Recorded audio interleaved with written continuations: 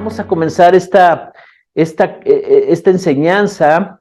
Vendrá en varias partes, ¿verdad? Pero hoy veremos la primera parte y quiero hablarles de los fundamentos de la oración. Fundamentos de la oración. Fundamentos, qué importante tener las bases, ¿verdad? Para poder comunicarnos con nuestro Padre. Fundamentos de la oración. Muy bien, entonces en esta primera sesión de toda esta enseñanza de fundamentos para la oración, quiero darte algunas bases importantes. Nosotros muchas veces queremos relacionarnos con Dios de una manera en que pensamos que esa es la forma correcta. Pero aprenderemos de la misma palabra de Dios cómo nos enseña. Jesús mismo nos enseñó, ¿verdad? Desde la antigüedad, desde el Antiguo Testamento, los profetas hablaban acerca de Dios hablando por medio de ellos, ¿verdad? Y hablaban y decían tantas cosas acerca de Dios. Queremos conocer a Dios, queremos conocer cuál es su voluntad para nosotros. Y mira, por diseño, cuando Dios creó al primer ser humano, Dios le dio su imagen y le dio su semejanza, una naturaleza como la de Él, para comunicarse con Él, para tener una relación con Él. Así es que dentro de la creación de Adán, Él estaba dotado, diseñado, había sido creado para que pudiera comunicarse con Dios, tener una relación con Dios. El espíritu que estaba en Adán, él era espíritu, alma y cuerpo, y en ese espíritu que estaba en Adán, él podía conectarse con Dios. ¿No es maravilloso que él caminaba en el jardín del Edén y Dios le mostraba las cosas y Dios le decía lo que tenía que hacer? Y esa era la función de Adán, aprender precisamente del Padre, y tenía que aprender también acerca de la obediencia, porque en esa obediencia él iba a madurar, iba a crecer. Así que ese es el diseño original. Adán estaba listo para absorber todo lo que Dios le quería comunicar y le quería enseñar. Recuerden, Dios le da un alma a Adán y en esa alma él podía disfrutar de todas las cosas porque le dio emociones, le dio sentimientos y pasiones, y él podía tener una inteligencia capaz de resolver todo lo que Dios le estaba encomendando, ¿verdad? De la mente, y también tenía una voluntad capaz de decidir, ¿verdad? Él solamente tenía que escuchar a Dios y obedecer, escuchar a Dios y obedecer. Eso lo iba a llevar a madurez, lo iba a llevar a crecer y lo iba a llevar a cumplir su propósito por el cual fue creado. Pero había un enemigo del ser humano, un enemigo de Dios, un enemigo que no estaba conforme con la creación de Dios, ¿verdad? Ese enemigo es una figura de la serpiente en la Biblia, pero simboliza a Satanás, ¿verdad? O representa a Satanás. Es el enemigo de toda la creación de Dios. Y cuando él se da cuenta que al final de todo lo que creó Dios, crea a ese primer ser humano y lo pone como corona de la creación para que cuide y proteja la creación. Entonces el objetivo del enemigo no eran las bestias del campo, las aves del cielo, no era el objetivo del enemigo, era la máxima creación de Dios. O sea, ese hombre llamado Adán y esa mujer llamada Eva. Ellos estaban en la mirada de Satanás, ¿verdad? De la serpiente. Y cuando vemos en el capítulo 3 de Génesis cómo los engaña, cómo los logra manipular para desobedecer a Dios, entonces en ese acto de desobediencia todo cambia, ya no hay comunicación con Dios, ya ellos no tienen una comunicación íntima con Él, ya no saben cómo dirigirse a Dios, ¿verdad? Ahí entra el extravío en Adán, y él quiere esconderse de Dios, siente vergüenza, siente miedo, siente temor, y todas esas cosas que en la presencia de Dios él no sentía. Ahora ya no hay una comunicación directa, hay pecado por causa de la desobediencia, y por el pecado entró la muerte. Queda desprotegido Adán y toda la descendencia. Entonces entró la enfermedad, la maldición, entraron la pobreza, la escasez, ¿verdad? Está bajo maldición todo ahora en Adán. Ahora, Dios tiene que dar una promesa de salvación y decir, esto lo voy a arreglar, esto lo voy a restaurar, esto, ¿verdad? A través de la salvación. Y entonces viene Jesucristo, el Hijo de Dios, para tomar todos los pecados, para tomar todo lo que dejó mal Adán y llevarlo a la cruz del Calvario y ahí pagar por todos nuestros pecados y cambiar todas nuestras circunstancias. Ahora tú y yo somos la iglesia. Ahora tú y yo tenemos la salvación de Jesucristo y necesitamos conocer ese gran regalo de nuestra salvación, porque a veces parece, en una ocasión el Señor me dio este entendimiento, me dice, tú vives como pobre siendo rico. O sea, teniendo una salvación tan grande, teniendo la posibilidad de conectarme con mi Dios y de conocer su voluntad y de escudriñar en la palabra de Dios, ¿verdad? Tantas cosas que me iban a funcionar a mí en la vida para encontrar mi propósito, para avanzar y crecer. No lo hacía, seguía yo todavía en aquellos años con las cosas que había aprendido de este mundo, las cosas que me habían enseñado, muchas cosas que no sabía cómo resolver. Y sabes, nosotros necesitamos entender que esta salvación tan grande, tan maravillosa, que fue un regalo de Dios, que nos apartó del pecado y que ahora estamos, ¿verdad?, en la luz de su palabra, en la luz de su presencia, necesitamos aprender, iglesia, tú y yo, cómo relacionarnos con nuestro Padre, cómo podemos tener una relación con Él. Dios tenía un plan de salvación y envió a Jesús. Eso es maravilloso, para rescatarnos de las tinieblas, ¿verdad? Y traernos a su presencia. Ahora ya no está el pecado que nos separaba de Dios y de nosotros. Ahora podemos hablar con Él, ahora podemos tener una relación con el Padre y Él está dispuesto a darnos todas las cosas, ¿verdad? Y a revelarnos todas las cosas que necesitamos para cumplir nuestro propósito en la vida. Dios quiere darte todas las cosas que tú necesitas para que tú te realices o que tú cumplas tu propósito en esta vida, ¿ok? Así que vamos a ir a la palabra de Dios y vamos a ir paso a paso aprendiendo estos cimientos, estos fundamentos para la oración. Y acompáñame a Jeremías 29, Jeremías capítulo 29, en el versículo 12 y 13. Dios está hablando con Jeremías, o Dios está hablando a través de Jeremías, y le dice estas palabras en la traducción viviente, nueva traducción viviente. Dice el verso 12, en esos días, cuando oren, los escucharé. Si me buscan de todo corazón, podrán encontrarme. Dos versículos pequeños pero poderosos. Dios está dando una gran promesa. En esos días, cuando oren, los escucharé. Si me buscan de todo corazón, podrán encontrarme.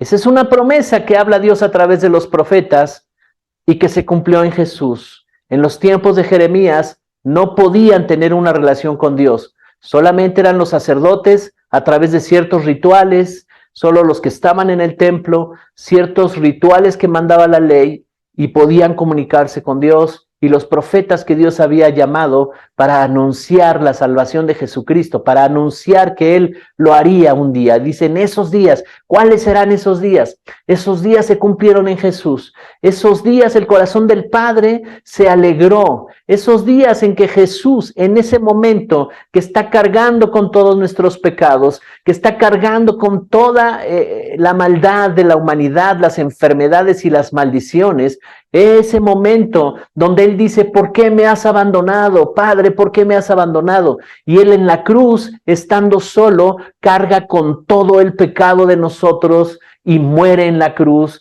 para ser sepultado y llevar toda la maldad de la humanidad ahí a la tumba y resucitar al tercer día para darnos una vida nueva.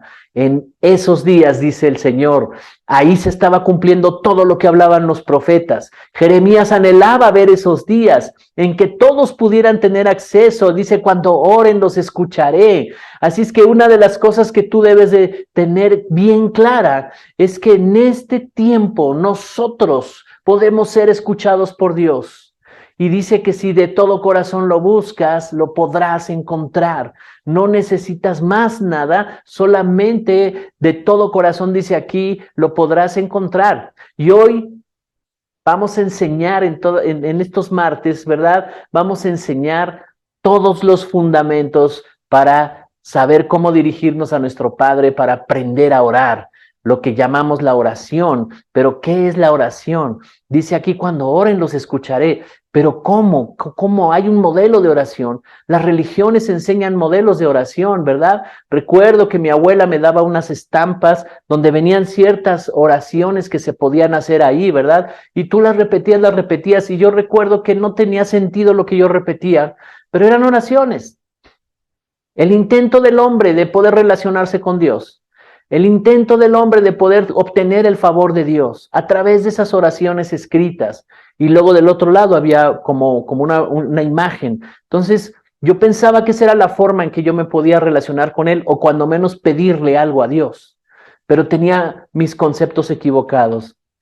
Cuando conoces al verdadero Dios, en esos días, cuando oren, los escucharé. Está hablando de una relación con Él. Amén. Así es que Jesús hizo realidad esta promesa. Y hoy está Dios listo para escucharte y para enseñarte y para responder a tu oración. En Lucas capítulo 11, verso 1, versión Reina Valera 60, dice así: aconteció que estaba Jesús orando en un lugar, y cuando terminó, uno de sus discípulos le dijo: Señor, enséñanos a orar, como también Juan enseñó a sus discípulos. Estaba hablando de Juan el Bautista, ¿verdad? Aquí están hablando los discípulos, porque ellos habían sido enseñados por Juan el Bautista, sus discípulos. Pero los discípulos de Jesús veían que todo el tiempo Jesús se apartaba y hablaba con Dios, y hablaba y tenía una relación íntima con el Padre, hablando a solas con Él.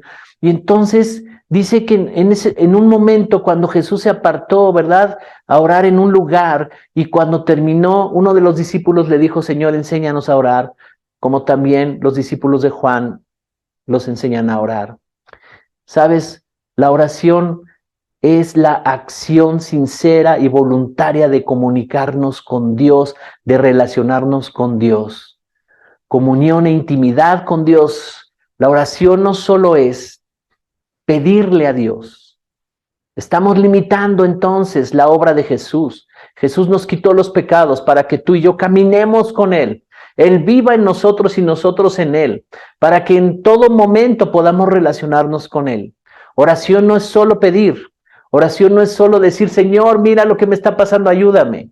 Oración no solo es necesito esto, necesito dinero, necesito estas cosas. No.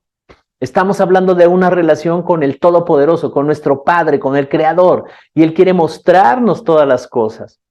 Así que esta oración, ¿verdad?, de la cual estoy hablando, es una forma de comunicarnos con el Padre. Lo podemos hacer de diversas maneras, y aquí vamos a aprender todas las formas de oración, todas las maneras de comunicarnos y tener una relación con nuestro Padre. Así que oración es igual a relación. Oración es relación. Cuando tú digas: voy a orar, es que voy a hablar con mi Padre. Tengo tantas cosas que decirle. Voy a exponerle las situaciones que estoy viviendo. Quiero platicar con Él. Estamos hablando de una relación. Ya no hagamos más oraciones que parecen como vacías, ¿verdad? Que no sé si me está escuchando, pero la Biblia dice que en esos días Él nos escuchará, que en esos días Él estará atento a nuestra oración. Hoy aprenderemos principios poderosos y maravillosos para poder entender a nuestro Padre. Y un fundamento muy importante es su palabra. La palabra de Dios es inspirada por Él mismo, a hombres que la escribieron, y ahí está el corazón de Dios escrito en ese libro que tú tienes llamado Biblia, y ahí tú puedes encontrar tantas cosas acerca de cómo piensa Dios, de los propósitos de Dios y qué quiere para tu vida, para tu familia, para tus generaciones. Así que quiero repetirte esto de la oración. Este concepto es la acción sincera y voluntaria de comunicación con Dios, de comunicarnos con Dios, comunión e intimidad con nuestro Dios. Adorarle, honrar su nombre, darle gracias, buscar su consejo, exponerle nuestras peticiones y necesidades, establecer una relación con nuestro Padre y conocerlo cada día más. escucharlo, permitir que Él nos hable, desarrollar, ¿verdad? Esa sensibilidad para escucharlo, tener certeza. Oh, me acaba de hablar mi Padre, me acaba de dar entendimiento de estas cosas. Necesitamos llegar a ese punto, ¿verdad? Pero existen ciertos principios que debemos conocer para que podamos estar en esta posición de relación con el Todopoderoso, con nuestro Padre, con el Creador. No te estás relacionando con cualquier persona. No perdamos de vista que es el Creador. No perdamos de vista que Él nos salvó a través de su Hijo Jesucristo. No perdamos de vista que Él es el Señor de toda la creación. No perdamos de vista que somos sus hijos y Él es nuestro Padre. Amén.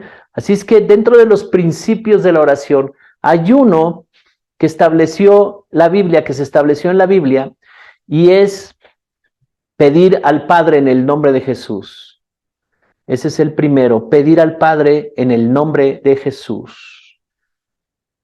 ¿Estás tomando nota? Esto es muy importante, va a revolucionar tu vida de oración y de tu relación con Dios. En Juan capítulo 16, versos del 23 al 24. Dice, verso 23, en aquel día ya no me pedirán nada, les aseguro que mi Padre les dará todo lo que le pidan en mi nombre. Hasta ahora no han pedido nada en mi nombre. Pidan y recibirán para que su alegría sea completa. Jesús está hablando con sus discípulos. Él ya sabe que va a ir a la cruz. Él ya sabe que va a morir por los pecados de la humanidad. Y dice, va a llegar ese día, en aquel día, ya no me verán a mí, ya no estaré con ustedes para que me pidan a mí las cosas. Hasta el día de hoy, hasta ese momento, ellos caminaban con Jesús, lo tenían ahí, andaban, dejaron todo, dejaron sus vidas para seguir a Jesús, andaban con Él y cualquier necesidad era suplida. Todo lo que ellos necesitaban se lo pedían, ¿verdad? Dicen, aquel día ya no me pedirán nada, les aseguro que mi Padre les dará todo lo que le pidan en mi nombre. Lo que les estaba diciendo es, cuando ya no me vean, cuando yo vaya a la cruz y muera, me verán resucitado, pero después me iré, ¿verdad? A la gloria del Padre, estaré sentado en ese trono, sentado en esas dimensiones del Espíritu, estaré ahí en la presencia del Padre, estaremos ahí de nuevo en esa misma gloria y ya no me verán más a mí. El cuerpo de Jesús no estará aquí con nosotros. Jesús, hombre, ya no estará. Será el Cristo Salvador. Ya no me verán. Ya no estaré entre ustedes, en otras palabras. Pero yo les aseguro que mi Padre les dará todo lo que pidan en mi nombre. ¡Wow! ¡Qué tremendo!, ¿verdad? Dice, hasta ahora no han pedido nada en mi nombre. Pidan y recibirán para que su alegría sea completa. Quiero leer otra vez estos dos versículos. Dice Jesús, en aquel día ya no me pedirán nada. Les aseguro que mi Padre les dará todo lo que le pidan en mi nombre. Hasta ahora no han pedido nada en mi nombre. Pidan y recibirán para que su alegría sea completa. Así que en tu oración, cuando tú vayas delante de Dios, tú te puedes dirigir al Padre, por supuesto. Aquí está diciendo, diríjanse al Padre y pídanle al Padre, pero pídanle en mi nombre. Pídanle en mi nombre. Y entonces en el nombre de Jesús, cuando tú le pides en el nombre de Jesús, dice aquí, les aseguro que mi Padre les dará todo lo que le pidan en mi nombre. Ahora, este es un principio poderoso que necesitas guardar en tu corazón y entenderlo. Porque cuando Jesús muere en la cruz y resucitó al tercer día y tú lo recibiste como tu Salvador, recibiste el Espíritu nuevo en ti, fue impartido en ti la naturaleza de Dios, naciste de nuevo, hay un nuevo espíritu dentro de ti. Y ese tiene todas las características de semejanza del Padre. Y en la medida que nosotros nos vamos pareciendo más a Jesús, en la medida que nosotros vamos entendiendo más la voluntad del Padre, todas las cosas que tú pidas en el nombre de Jesús, el Padre te las dará. Tú verás las realidades del Padre en tu vida, pero necesitamos aprender cómo pedir. Necesitamos aprender qué es lo que conviene pedir. Así que Jesús, aquí estamos viendo a Jesús que antes de ir a la cruz habló con sus discípulos y les dio una clave importante en aquel día, el día de la gloria, el día en que Él resucita y su gloria está disponible y vengan todos a la salvación. Aquel día que el poder de sanar, restaurar, reconciliar, restituir, prosperar, ¿verdad? Y salir del estancamiento estará disponible. En ese día pidan en el nombre de Jesús. Es el día de la sanidad, es tu momento de sanidad, es tu momento de reconciliación con el Padre. Así que hoy es el momento de fe en que Cristo está sanando, hoy es el momento de fe, pides en mi nombre. Jesús sigue sanando, no solo en ese tiempo cuando Él iba por las aldeas y las ciudades y sanaba a los enfermos, sino hoy, cuando tú le pides al Padre en el nombre de Jesús, todo el poder de la cruz, toda la sanidad que hubo ahí en la cruz, la libertad que hubo en la cruz, viene a ti, viene a tu vida, cuando le pides al Padre en el nombre de Jesús.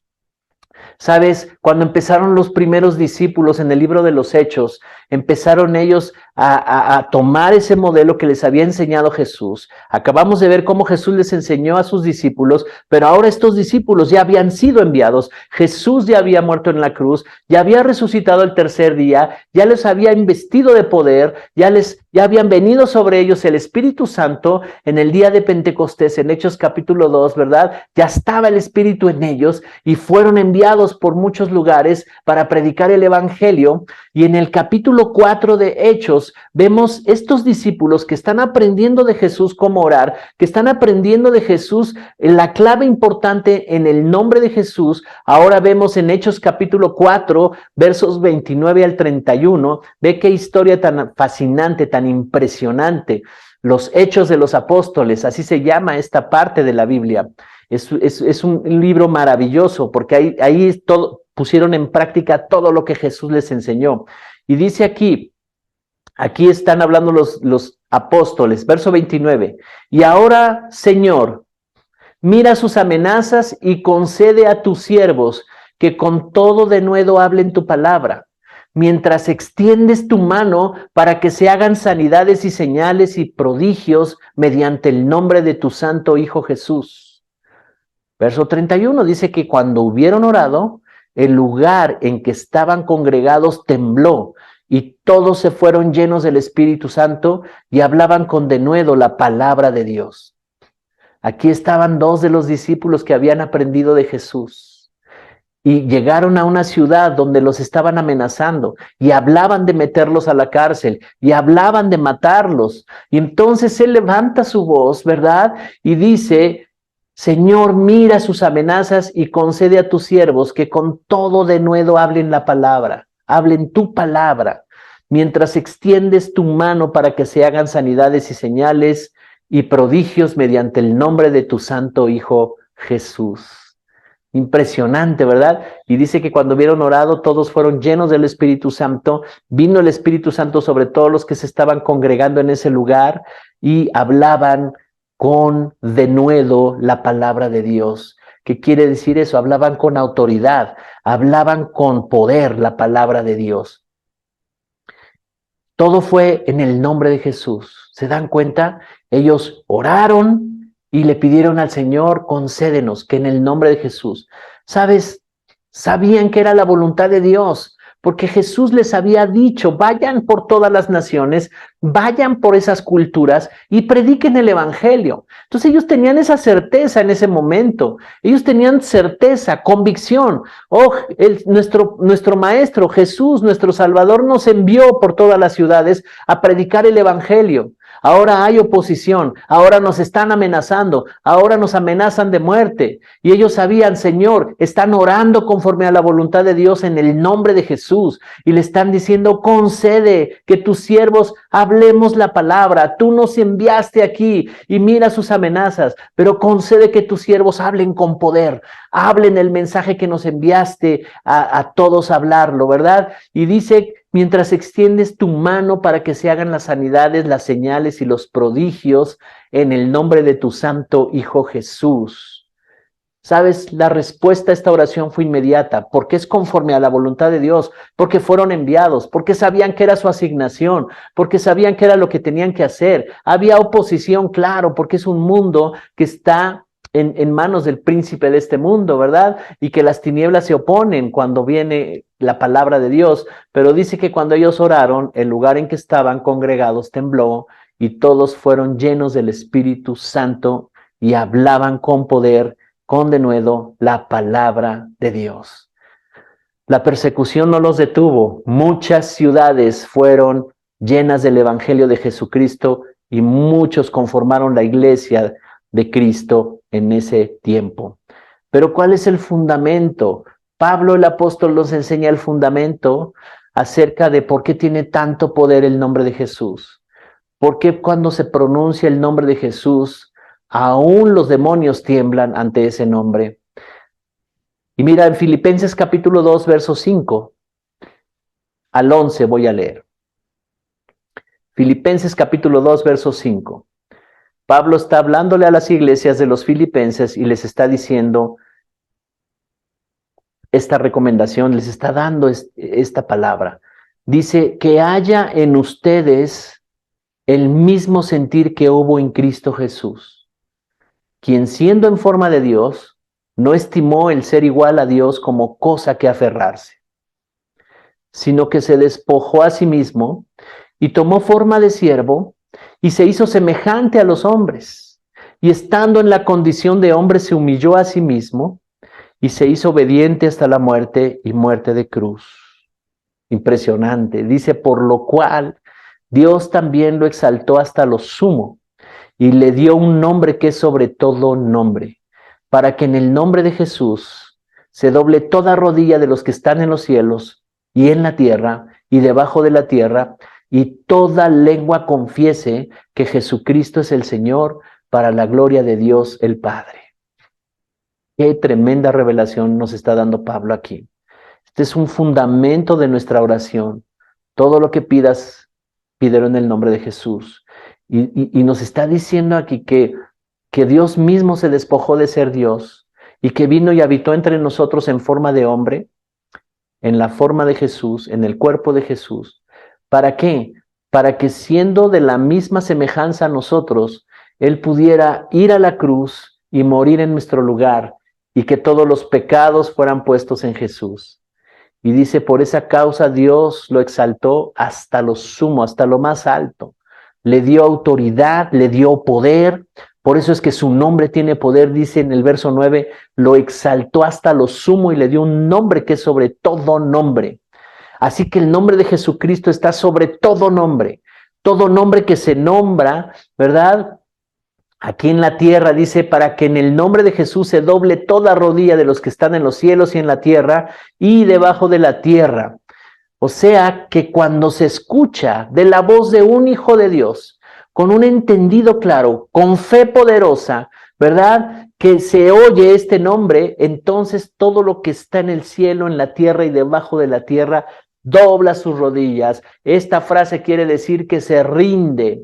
Así es que no hay un nombre que nos pueda meter en temor y que nos pueda capturar y que nos pueda tener prisioneros. No hay un solo nombre en esta tierra. Cuando alguien escuche un diagnóstico, el nombre de una enfermedad, el nombre de algo que está atentando contra tu tranquilidad, hay un nombre por encima de eso. Es el nombre de Jesús. Así que nosotros tenemos esta clave maravillosa. Dios le dio a Jesús un nombre y que es sobre todo nombre. El nombre identifica a la persona. El nombre de Jesús es esa persona que es capaz de sanar las enfermedades. Ese nombre que es capaz de derrotar al enemigo y de librarte de las manos del cazador.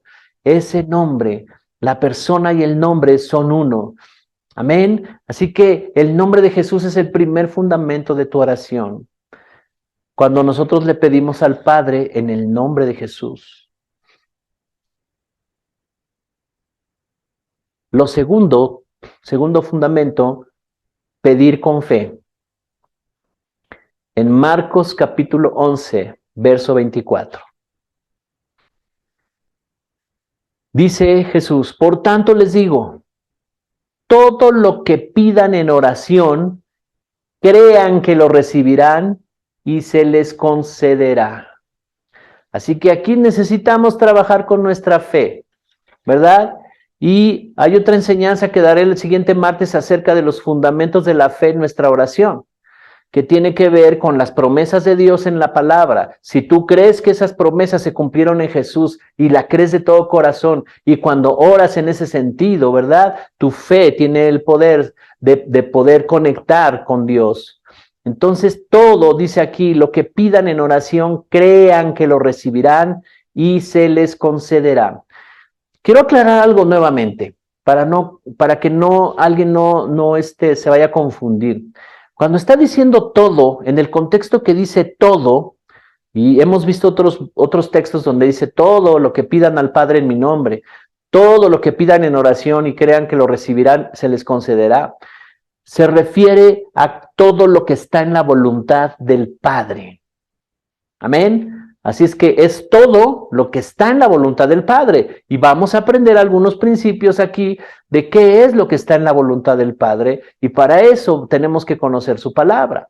Esta es una oración con certeza y convicción, con seguridad, ¿verdad? Necesitamos conocer que Él es bueno. Jesús dijo, Él es un Padre bueno, y si le pides al Espíritu Santo te lo va a dar.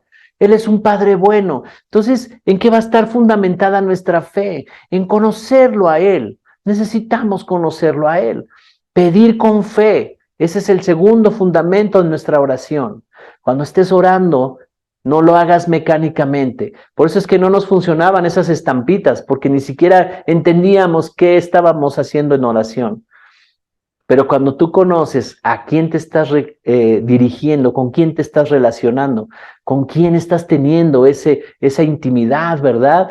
Estás consciente con quién hablas, es diferente. Pedir con fe. Entonces, ese es otro fundamento, ¿verdad? Maravilloso. El nombre de Jesús y pedir con fe. Número 3, perdona si tienes ofensa. Perdona si tienes ofensa. Una de las cosas que pueden estorbar tu oración es que tengas una ofensa en tu corazón. Marcos 11, 25 al 26. Dice la versión Reina Valera contemporánea, y cuando oren, si tienen algo contra alguien, perdónenlo, para que también su Padre que está en los cielos les perdone a ustedes sus ofensas. Porque si ustedes no perdonan, tampoco su Padre que está en los cielos les perdonará a ustedes sus ofensas. ¿Sabes? Si yo mantengo la ofensa aquí y al mismo tiempo digo, Padre, yo estoy bien ofendido por esa persona, pero tú y yo salimos adelante, tú eres mi Dios, tú eres mi protección, en ti, ¿verdad? Tengo todo solucionado. Y el Padre cruza los brazos y se me queda viendo y dice, no has perdonado. No has perdonado. Dice entonces, cuando ores, si tienes algo contra alguien, necesitas perdonar. Necesitas ir al perdón de corazón, al perdón profundo, al perdón total, ¿verdad? Y aquí hemos recibido enseñanzas acerca de cómo es eso. La pastora también nos ha enseñado acerca del perdón, ¿verdad? Bendícelo, ora por él, habla bien de él, despójate de la ofensa. Así que asegúrate de perdonar de todo corazón para que tus oraciones sean eficaces, porque si permaneces en ofensa, estás pecando y tu oración no será escuchada. Tremendo, ¿verdad? Así es que en el nombre de Jesús, ora con fe y no tengas nada contra nadie. No tengas nada en tu corazón contra nadie. Y si hay algo ahí, entonces perdona de todo corazón. Amén. Número 4, permanecer en Jesús. Juan 15, del 7 al 8, permanecer en Jesús.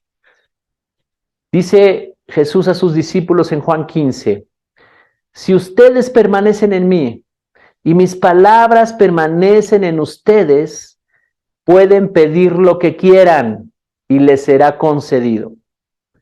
Cuando producen mucho fruto, demuestran que son mis verdaderos discípulos. Eso le da mucha gloria a mi Padre.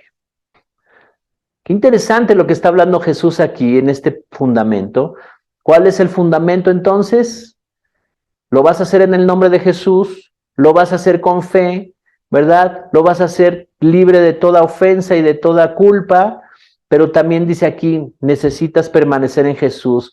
Si permaneces en Él y sus palabras permanecen en ustedes, en nosotros. Jesús dijo, perdonen a sus enemigos, ámenlos, bendíganlos, oren por ellos, y si puedes hacer algo, hazlo, ¿verdad? Por ellos. Entonces dice aquí, si entonces esas palabras permanecen en ustedes, pueden pedir lo que quieran. Te estoy dando claves muy importantes para que podamos tener una vida de oración, una vida de relación con nuestro Padre poderosa, una relación de poder con nuestro Padre. Muchas cosas necesitarás pedírselas a Dios, muchas cosas necesitarás hablarlas, pero debes de tener los fundamentos correctos. Y te estoy hablando de 4 principios y fundamentos maravillosos. ¿Qué significa permanecer en Cristo? ¿Qué significa permanecer en Jesús? ¿Verdad? Significa quedarse en un lugar, en un estado, en una relación, ¿verdad? Significa esperar, habitar, permanecer es un acto, ¿verdad? De tu voluntad, donde tú decides quedarte ahí. Yo he decidido quedarme en Cristo. ¿Cuántos han decidido quedarse en Cristo? Quedarse en su palabra. Cuando alguien decide separarse, ¿verdad? Separarse de su palabra, separarse de la iglesia, hacer las cosas diferentes. Yo creo que lo puedo lograr de esta manera, entonces no está permaneciendo en Jesús.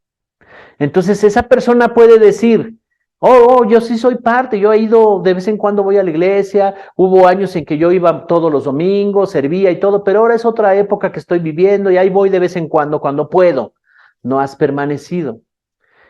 Y entonces podemos pretender que mi oración será efectiva y eficaz. Y no es así. Necesitamos permanecer en sus palabras, necesitamos permanecer en su voluntad, conocerlo a Él cada día más y permanecer en Él. Así que permanecer es una acción voluntaria que es movida por tu fe. No importa lo que suceda, yo permanezco en Él. Algunos pueden estar pasando momentos complicados, difíciles, tal vez terribles inclusive, ¿verdad? Algunos pasan tragedias, algunos pasan situaciones que no quisiéramos vivir, pero cuando pasa eso, es momento de permanecer en Él. Es momento de estar permaneciendo en Él y en su palabra.